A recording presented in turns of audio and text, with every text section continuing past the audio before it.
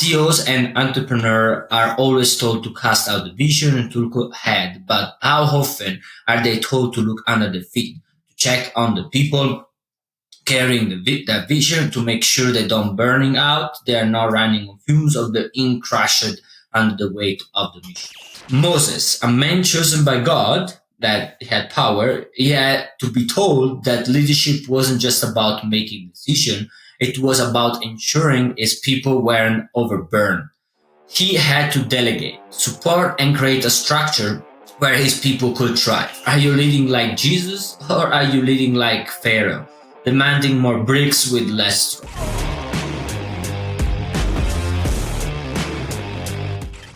Hello everyone, and welcome back to I Like Marketing, the podcast where we challenge the norm of leadership, branding, and business growth through a fresh lens.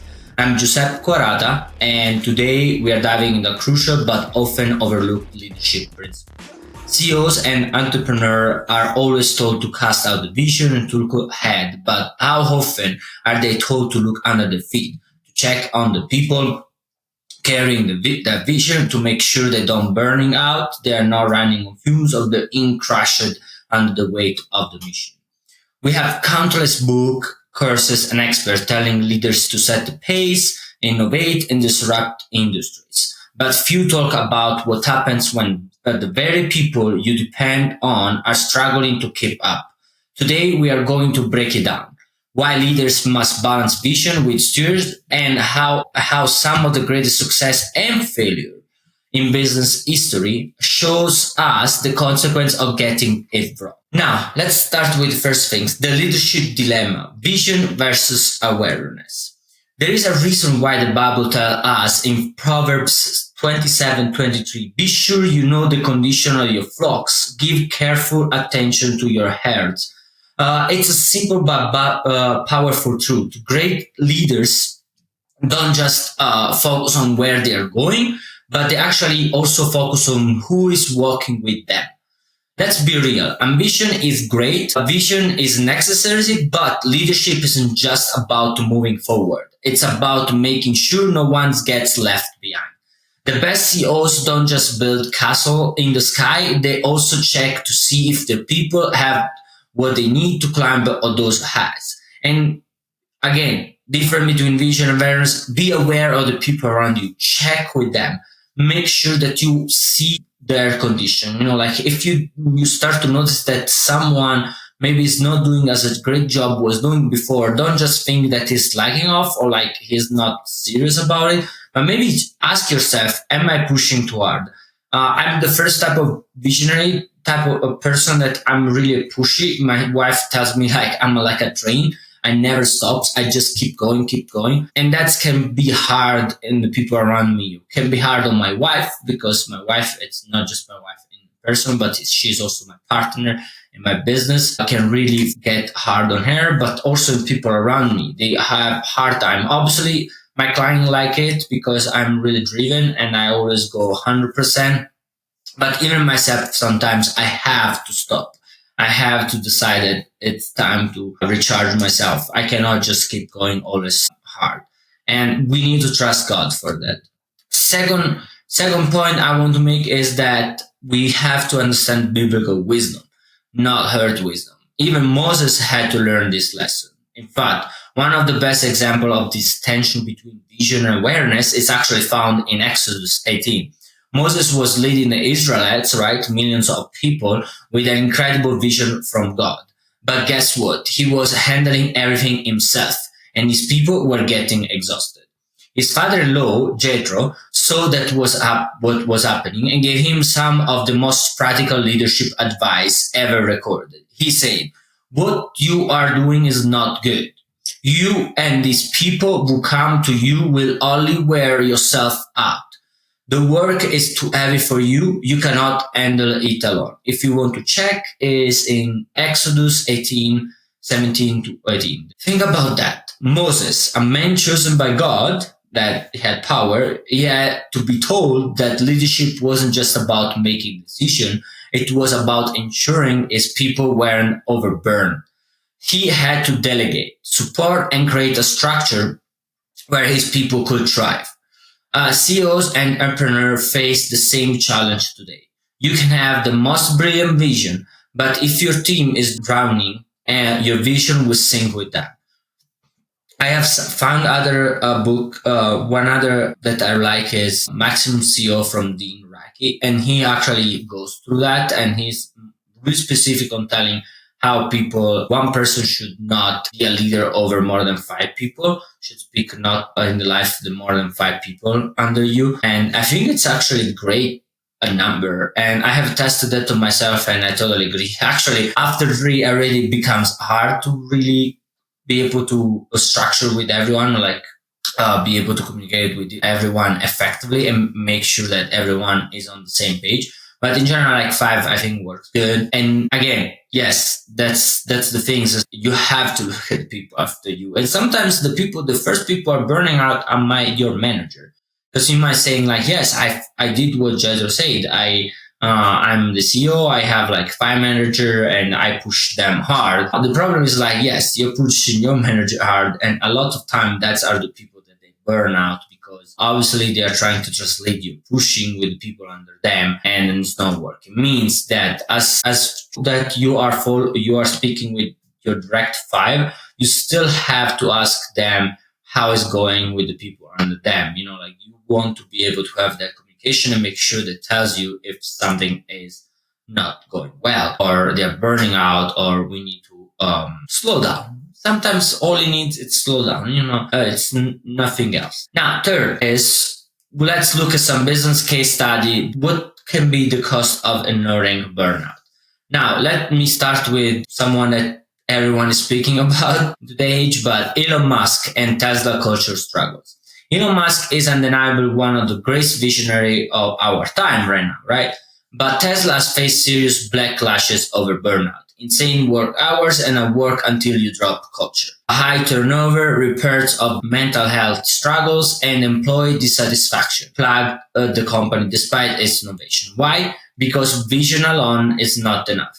Yes, Elon Musk is a great visionary, but you need people that they understand, they care, and they have an eye for your people and making sure that don't burn out. Also, he might be able to go faster and stronger and never burn out, but not everyone is made the same. Myself, I can do a lot more things that a lot of my employees can do, or even speaking with my wife, or even with friends, we speak about that.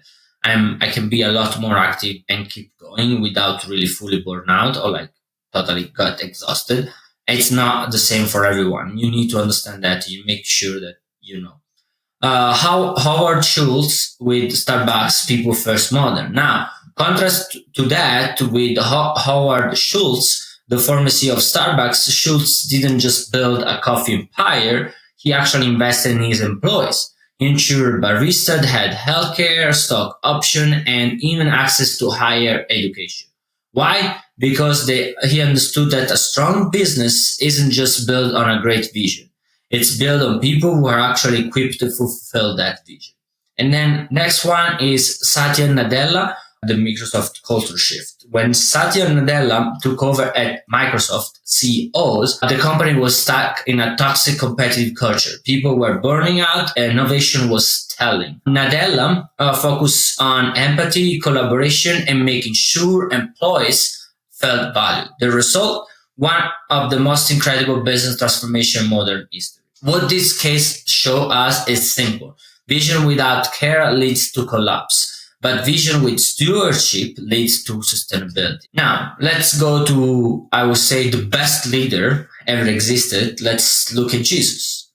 Let's take it one step deeper. If we really want to understand what greater leadership looks like, we need to look at Jesus.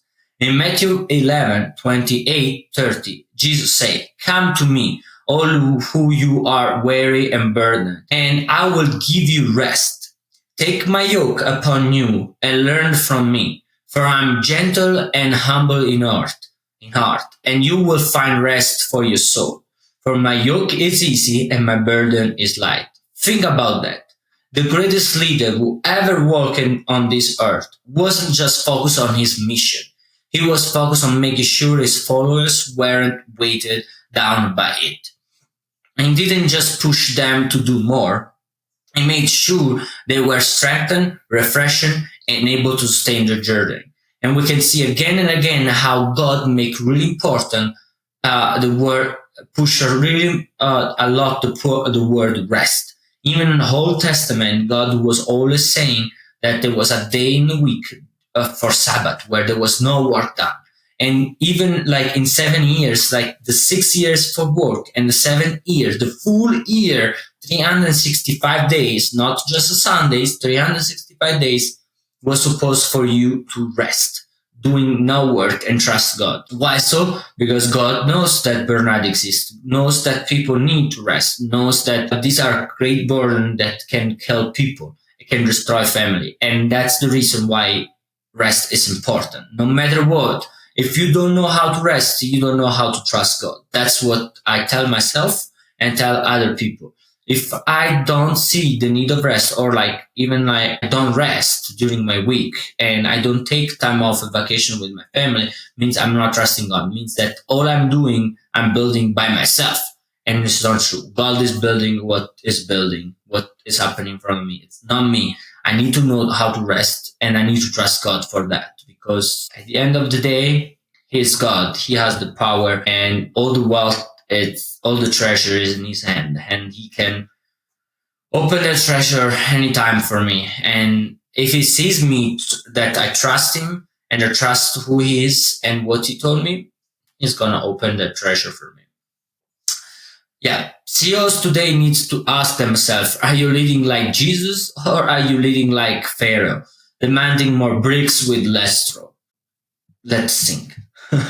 Now, I don't want to leave without giving you some practical strategy. How we can balance vision, awareness, and leadership. First, I would say we should start by regular check-ins with your team. Don't assume everything is fine. Ask, be present. Just don't wait for them to tell you like, hey, I'm doing really bad or like something happened bad. Honestly, do this regular check-in and ask them, everything is fine. How do you feel? It's like, are you burning out? Do you feel like do you need to rest more? Make sure to ask. Obviously, make sure also to understand type of person. Some people, they never let you know that they are burning out or they're super tired. Other people, they let you know all the time. That means they might not really take serious the job. You need wisdom. You need God. Go with that. The second point is encourage work-life balance. A burnout employee is an ineffective employee. That makes sure that they understand that rest is important. And when they are not working, they should rest. They should not thinking about work all the time. Delegate and empower. Stop micromanaging. Let leaders within your team take responsibility. On top of that, there is a big teaching there. There is time where micromanaging is important. When you are starting your vision, you are in the starting position. The people that didn't really fully understand yet your vision, you might need to micromanage to make sure that you are moving to the right direction. But that should not be the place where you stay forever or where you stand forever. It's good in the beginning to make sure everyone understands values and the vision. But once that's done and you have created like system, then don't keep micromanaging. Celebrate wins and acknowledge struggles. People need to know they are valued, like word of affirmation. The love language, if you never heard about the book, the 5 love language, are really good for your personal relationship, but it's also really good for businesses. Everyone in your team has a different love language. Make sure that you acknowledge what are the love language and use that to celebrate wins with them. That will energize them back and will make sure that they are more effective in the work. And the fifth is adopt a servant leadership mindset. Jesus led by serving, not by dominating. That's a big one. That's make the biggest difference. And then as a leader, your team should feel supported, not just pressured to meet the next milestone. The company that last are the ones that take care of their people along. Now, so here's my question for you today. Are you only looking ahead or are you also looking under your feet? Are the people helping you build the future thriving or are they running on fumes? A true leader is not just a visionary. They are a steward. If you are CEO, founder, or entrepreneur, take time to check in, not just on profits, but on people. Because your vision is only as strong as the team that carries it. If this episode spoke to you, share it with a fellow leader who needs this message. And if you haven't already, subscribe to Unlike Marketing so we can keep challenging the way leadership and business are done through wisdom, truth, and action. Until next time, keep leading, keep building, and most important, keep looking under your feet. Thank you very much and bless you. God bless you.